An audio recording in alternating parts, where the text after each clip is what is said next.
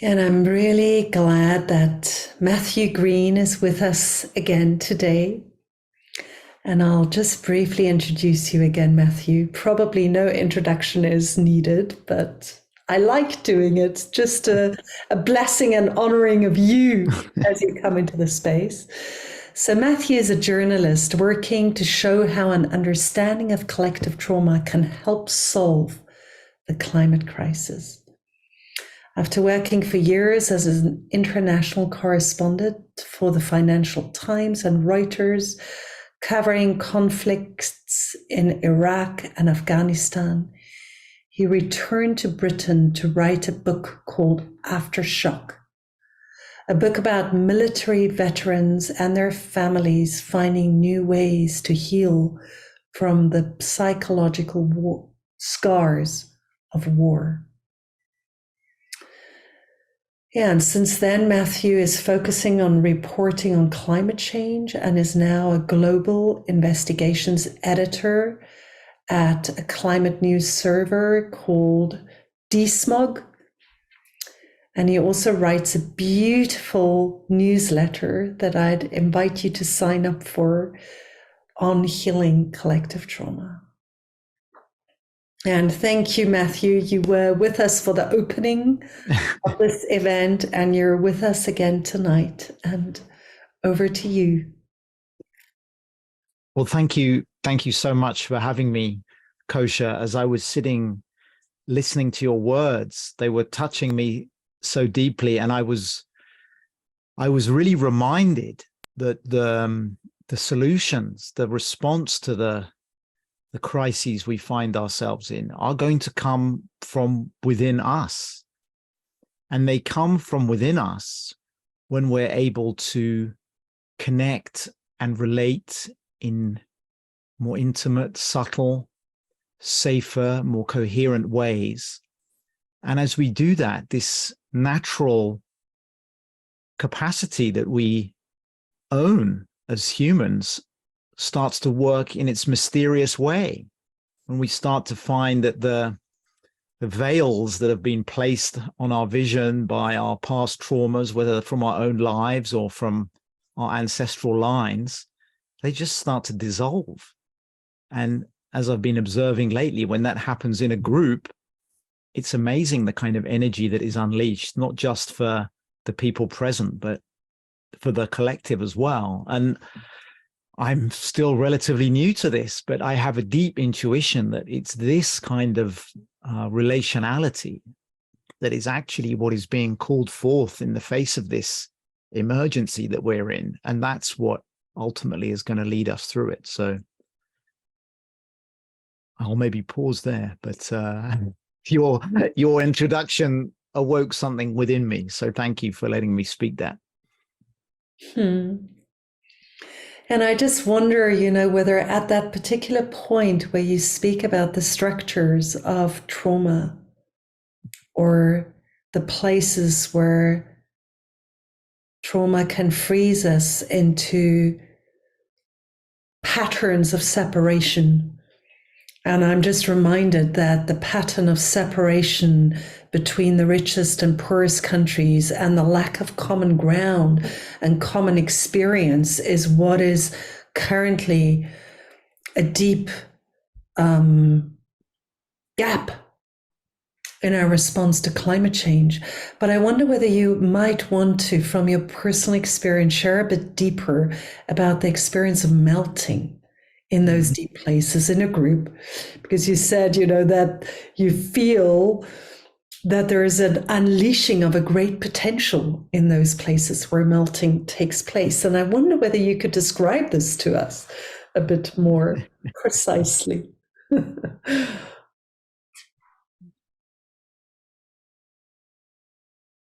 Reflecting on the work I've done, the collective trauma healing work, it feels to me like there's something about our default setting. And when I say ours, I mean those of us who are living in a kind of modern industrialized culture that is incredibly defended.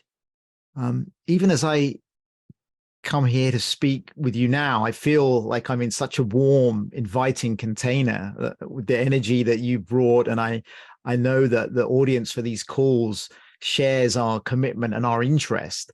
But I know that I wouldn't be feeling this relaxed normally speaking or walking into a room with people that I didn't know. And it feels to me like this default setting has become so normal to us. It's kind of frozen us into patterns of interaction, thought, and we see it reflected in our economic and political systems at every scale, kind of fractals of disarmoring mirrored back in the world around us. But what has become really clear to me is that it's a short step often to shift that patterning. Even in the past week, I've been experiencing how bringing a group together in a very intentional, safe, contained way with gentle prompts for sharing and self-inquiry can very rapidly begin to draw the kind of trauma layers that we all carry in a different configuration. You know, we each have our kind of trauma fingerprint from our own lives, from our ancestors, from the collectives that we're part of. But it's amazing to observe how rapidly, under the right relational conditions, those imprints can come to the surface of our awareness. And this process is always challenging. We suffer pain, we feel or we re-experience the sadness or the grief or the anger that got pressed down so long ago because it wasn't safe for us to bring it forward, to really experience it. But when we find that safety together, this mysterious intelligence begins to do its work and kind of release very subtly, very precisely, very intelligently and gently this material. And as you say, to use your word, these layers begin to kind of liquefy like thawing permafrost. And yes, there'll be a release. There could be tears. There could be real emotion. There will for sure will be a lot of emotion attached to this process.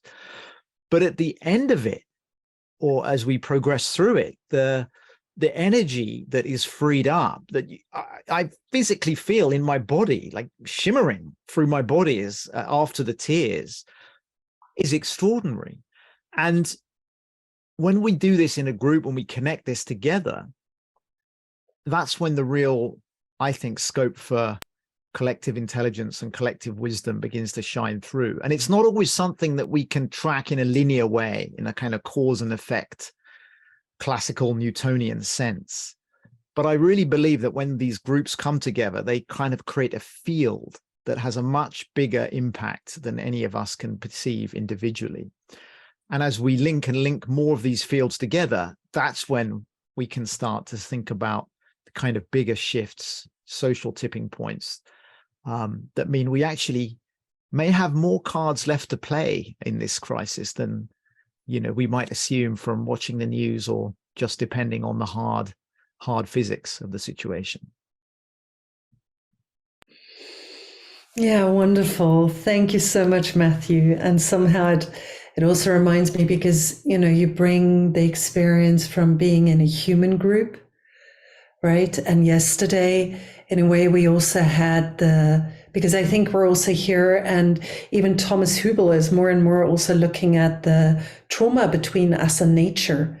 And yesterday we had Margarita Zetelius bringing her lived experience from the Kogi, the indigenous tribes of the Kogi in the Sierra Nevada, and just her way of transmitting the energy of listening to the rivers, melting into interbeing with the rivers, and understanding, feeling the sacredness of the rivers. And, you know, this invitation for all of us to go back to the trees in our garden, the trees in our city parks, and connect to the sanctity and the voice of the trees. So, you know, that melting, that interconnectedness is between us as humans and, between us and the gap that we have with nature at the moment, that is in a way expressed by the climate crisis. Yeah. Wonderful. Any last sentence from you? Otherwise, I would. I just had a very a memory of a story that I was writing a week or so ago, which almost showed what we're up against as well. There was you were speaking of Indigenous in Colombia. We had a group visiting from London from the Nahua Nation in Mexico and South Texas, the Kamacruda Carrizo tribe, who were imploring the banks in London to stop financing new oil and liquefied natural gas export terminals on their ancestral lands. And I spoke to them shortly after they'd had these meetings in the kind of glass towers of Canary Wharf, our financial district in London. And it was the anger and the frustration on the part of the delegation was so palpable. It was very, very moving to hear how they had kind of run up into this separation consciousness that they just could not understand how these banks could not be listening to them and agreeing to pull the plug on these projects, which are obviously going to be so damaging to their homelands. And at the same time, painful as that was to hear, it was hard to hear that frustration that they were hitting these walls. In the past week of work on this, it really reminds me that there is still a possibility to build bridges into these institutions, which are staffed by human beings. Human beings, I think, I would argue, probably at the higher end of the scale of traumatization. But underneath that, there's still this desire that we all have for connection. So those of us in this movement need to be thinking, like, how do we reach the kind of soldiers on the ramparts of this trauma architecture? How do we take this magic, this intelligence, this innate capacity that we have to host healing for ourselves and each other, and broaden that circle even into the bastions of this kind of blind, unconscious, profit-driven, extractivist energy? Because we can liquefy that as well if we're smart about it. So tough to see the challenge, but the bridge is there to cross, I believe. So thank you. Beautiful. I hope, anyway. I do believe. I feel like we've really warmed up the space for warm data and for Nora Bateson. So thank you so much, Mathew. And I feel like we're just going to continue the conversation now. So on the next level, thank you very much for being with us. And thank you as always for your clarity of expression. I enjoy the clarity and the simplicity with which you speak a lot. It's powerful. So thank you, Mathew. Thank you. Thank you, everyone.